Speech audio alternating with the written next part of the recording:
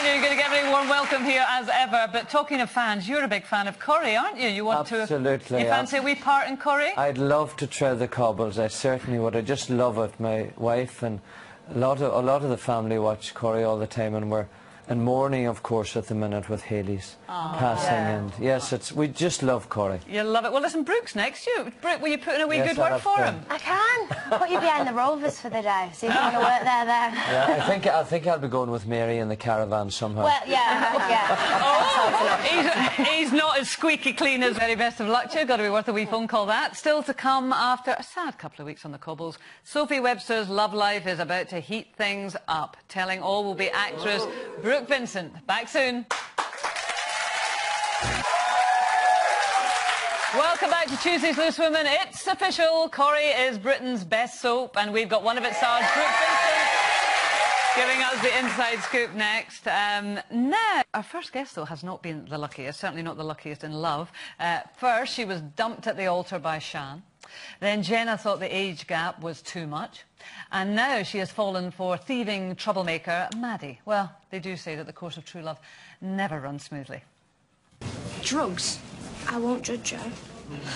You really don't get us at all, do you? And for your information, it's not even for me. So who's it for then? Forget it. Tell me. Get off. Maddie, please. My mum. And before you ask, she's even more messed up than me. Oh, tension, please welcome Brooke Vincent.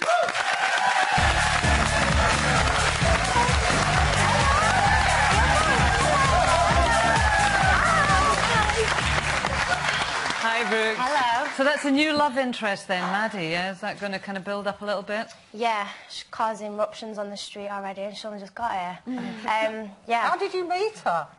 I met her in the homeless shelter. I'm a very, I call myself Saint Sophie on the street. She likes to do a bit of good.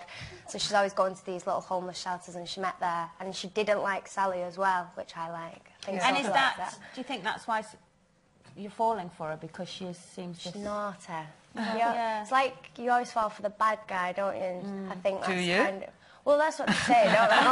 Well, definitely in soap world. Yeah. Well, I mean, she's certainly going for it. She thumped Sally. No, she didn't thump Sally. She stole Sally's watch and then she thumped her boyfriend. It's not a great start, is it? No. She's causing an impact, though. She's definitely making a mark. Well, you're getting great storylines, aren't you? And how long have you been in it now? I mean, since you were... 10 years. 10 years. I'm a bit old. Yeah. Would you like to be reminded of your very first appearance? Yeah. Come on, let's have a look. Little Brooke. Here she is. Sophie, what are you doing here? I've got a spelling test in the morning. Can you help me? Oh, I can't, sweetheart, I'm busy. Can't you ask your mum? Why not? She'll be glad to help. I don't want her to help me. I've finished. I can give you an hand if you want. Are you sure? Yeah. Not the greatest speller in the world, but come on, we'll go in the office. Thanks, stay though.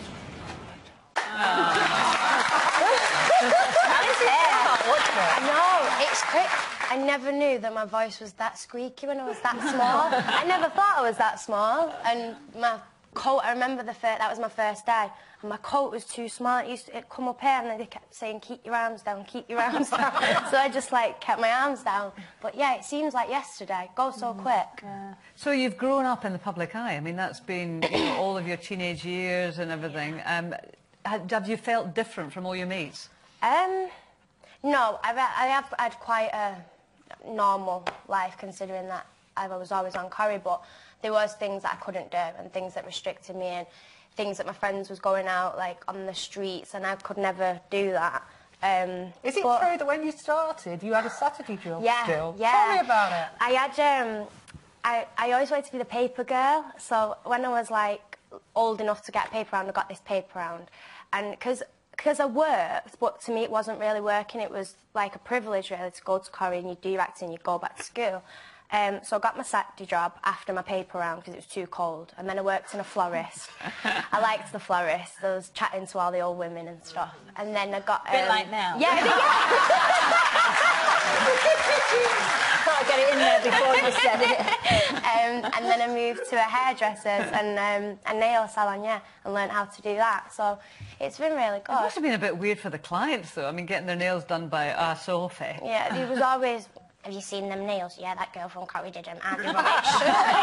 It was always that. But no, I loved it. I think with a proper job where you have to start at 9 and finish at 5, you get, especially a hairdressers, you get so much banter going around and all the girls are up for it, and it's just a really nice atmosphere. We were talking about the whole role model thing with Beyonce and whether or not she was a role model or a suitable role model. I mean, I guess for you... I know, I thought that. Growing up, people might say to you, well, you should be a role model, you know, your behaviour should always be exemplary and all that. Well, I think it's hard to put that much pressure on somebody. I'm not saying me or I'm not saying Beyonce, but I think as a person to say, oh, this is your life, but by the way, this many people are expecting you to be like this. I think that's really, really hard. I think with Beyonce, though, I understand what you're saying before you're saying... Be gentle with the Brooke, be gentle. But I do think that's just one aspect of Beyonce. I think she's got the success, she's got the drive, and she's very independent as a woman, and she gives people that role model to look... She's that role model to look up to, as if to be an independent woman, and you can do on your own. Sorry, I lost my voice then. Yeah. And she I'm going to join in with that. Yeah. She hasn't. She's not famous just by showing her butt. She's famous because she's so talented. And I think as well with the clothes, like, I understand what you're saying with the videos and things, but I think she's got to be, like, what, 30-something now? And I think it just proves to mums and to women that you can look that good at that age. Don't depress me now, Brooke. Oh, sorry. What's wrong with that? Because not all mums can look. I'm 30. I'm 30. What I want to ask you, though, is have you felt that you've been in situations where people have expected you to be like a role model and it's not fair? Yeah, well, this one time I went out and got really drunk, and just being my luck, I got papped being sick out of a taxi.